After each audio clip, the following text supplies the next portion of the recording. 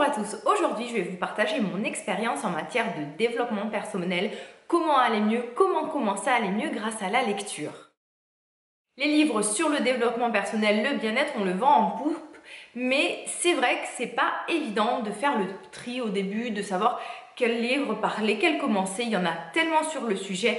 Alors moi je vous propose une sélection de 3 livres qui vont vraiment vous mettre le pied à l'étrier, qui vont commencer à vous faire réfléchir, avoir du coup une démarche vers le bonheur, le bien-être, l'épanouissement, la sagesse, la spiritualité. Bon ok, là je me suis un peu emballée, non?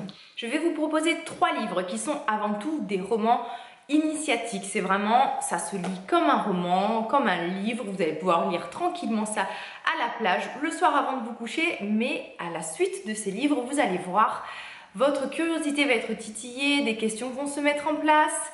Et je pense que vous allez commencer à voir la vie différemment. Le premier livre qui est un peu un incontournable, je suis sûre que vous en avez entendu parler, c'est L'Alchimiste de Paulo Coelho. Là, je suis censée vous montrer le livre, mais en fait, je ne l'ai pas retrouvé dans ma bibliothèque. L'Alchimiste, c'est l'histoire d'un jeune homme très simple, très candide, qui décide en fait de ne pas suivre son destin sa prédestinée, ce que ses parents voulaient qu'il soit religieux en fait, et d'écouter tout simplement ses rêves et son cœur. Ce jeune homme devient berger et un soir, il a un rêve très marquant qui lui parle d'un trésor. Je ne vais pas vous spoiler toute l'histoire, mais en gros, il va voir une voyante et à partir de là, il en découle qu'il décide de suivre son rêve, d'essayer de découvrir ce fabuleux trésor et du coup, il va partir voilà, à l'aventure entre guillemets. C'est vraiment un conte initiatique très simple qui se lit très facilement et tout au long du coup de l'histoire de ce jeune homme, de par ses épreuves, de par tout ce qui lui arrive, vous allez voir qu'en fait des tas de petits questionnements se posent. On se pose vraiment la question du chemin de vie que l'on a tous, du sens que l'on doit donner à sa vie, de la persévérance qu'il faut avoir lorsque l'on veut suivre ses rêves. C'est quoi toi au fait ton plus grand rêve? C'est bourré de sagesse, de simplicité, ça se lit, comme je vous le disais, très facilement. Ça fait réfléchir sur tout ce qui nous arrive dans notre vie. Ce n'est pas le fruit du hasard, il y a toujours un but à tout ça. Tout nous mène à notre destin, à notre destinée, à accomplir nos rêves. Il suffit juste un peu d'y croire, de se mettre en route, de se mettre en chemin. Moi, c'est le premier livre un peu de ce style que j'ai lu. Je devais avoir 15 ans, je l'ai relu du coup peut-être 5-6 fois régulièrement. Je m'y replonge dedans. C'est plein d'allégories, d'images, c'est très imagé et du coup ça laisse la place, la liberté à votre esprit de divaguer, d'interpréter les choses un peu à votre façon. C'est vraiment une très belle façon de réfléchir et moi je trouve de mettre un pied à tout ce questionnement là intérieur. Vous avez tous la possibilité de l'interpréter de votre façon, d'y mettre à l'intérieur vos propres rêves, vos propres aspirations. Donc ça fait réfléchir tout en douceur. Il y a tellement de livres sur le développement personnel.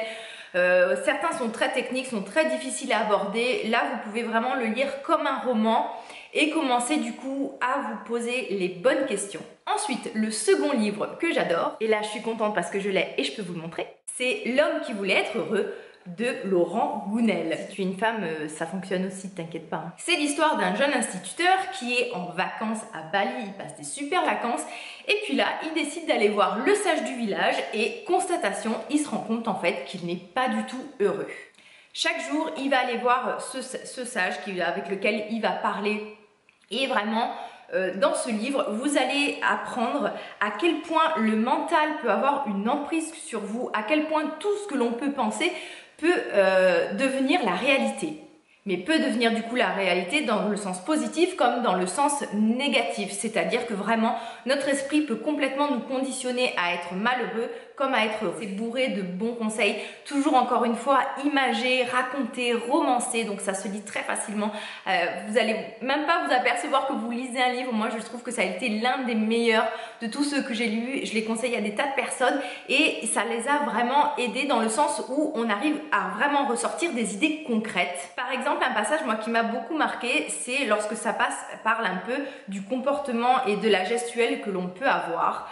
Que vraiment la façon dont on se voit, dont on s'imagine peut avoir un impact énorme sur ce que les autres perçoivent de nous. C'est, je pense, le meilleur livre de Laurent Gounel. Il en a écrit d'autres, mais vraiment, si vous devez en garder qu'un, c'est vraiment celui-ci qui résume tout, qui se lit, voilà, c'est tout petit, c'est tout fin, ça se lit très très facilement, mais je vous assure que vous allez en ressortir grandi et peut-être plus sûr de vous. Le troisième livre, Frédéric Lenoir, L'âme du monde. 7 sages venus des 4 coins de la planète, de diverses spiritualités, religions, voilà, courants religieux, vont se réunir et vont essayer d'enseigner à 2 jeunes adolescents les principes fondamentaux de leur vie, de leurs croyances. Ça aborde des termes comme le sens de la vie, la liberté, l'amour, la tolérance. C'est vraiment une très très belle écriture, de très jolis mots. C'est un conte qui n'est pas vraiment difficile à lire, c'est un conte philosophique, mais moi que je le trouve tellement captivant, facile à lire.